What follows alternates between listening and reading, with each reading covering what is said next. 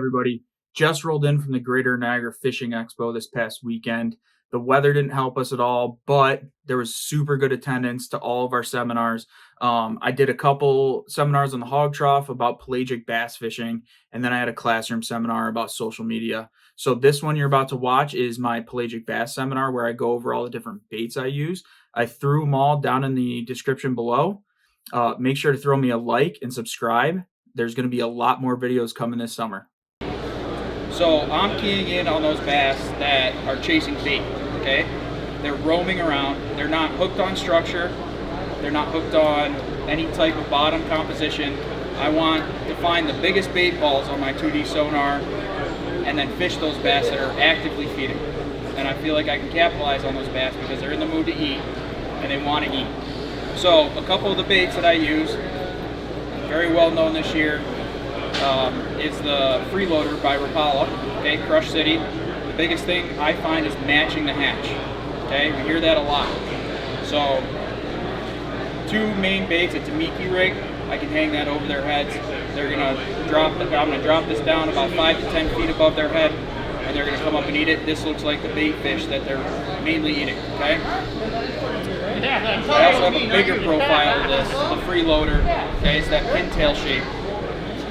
The reason I'm using orange is a pro tip. I know they feed these fish goldfish, so you're going to see this. I'll pass these around so you guys can check them out. They do have hooks in them, so just be careful, okay? So those are my two main things. If I'm hover strolling, Cindy rigging, tight lining, that's what this pintail bait's going to be.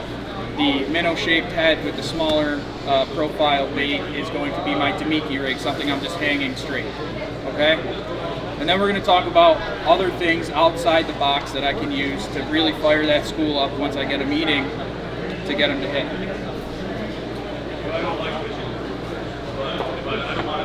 I'll show you what that Tamiki style or tight line looks like. This is that Freeloader by Crush City. This one, when I get it in, see how it's going to sit horizontal and just kind of come over the fish's head, right? And I'll move this as slow or as fast as I need to.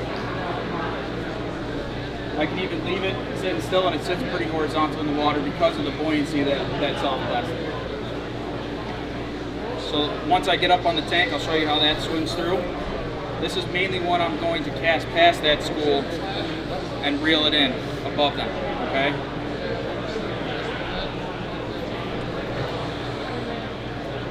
If I want to switch to something bigger, I'll use a line through swim bait. So this one is a Jake's lure joint.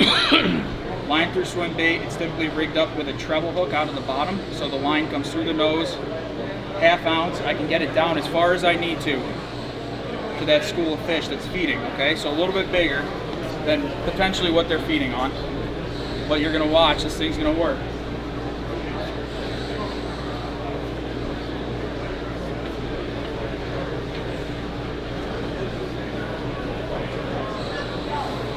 So I won't condition the fish too much to this bait yet until I get up there and give you guys a show. Once I get that school fired up, I'll switch to some bigger stuff. Does anybody know what this bait is?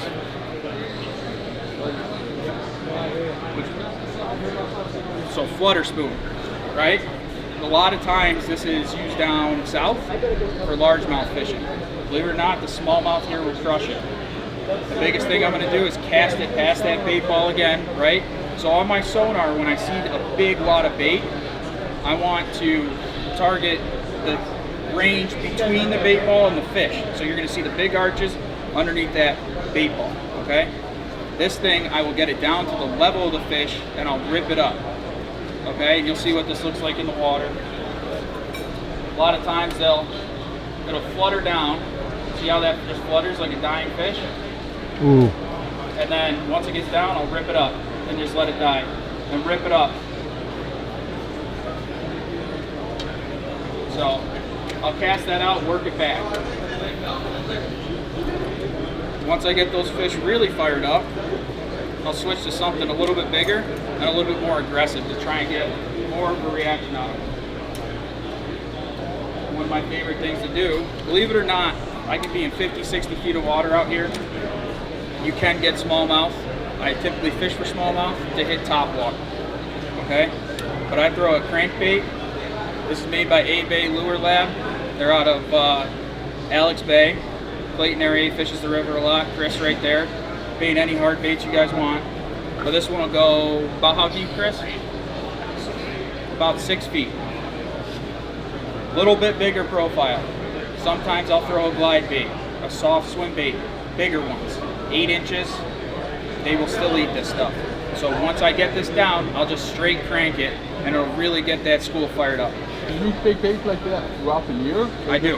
Yes. So a lot of times we're conditioned that the fish will only eat big baits, you know, spring, fall time. You get around the right fish, they will eat a big bait year round. I'm throwing 8.5 inch soft swim baits pretty much year round. Glide baits year round. Glide baits aren't necessarily only small or only largemouth though. I can get smallmouth to eat them.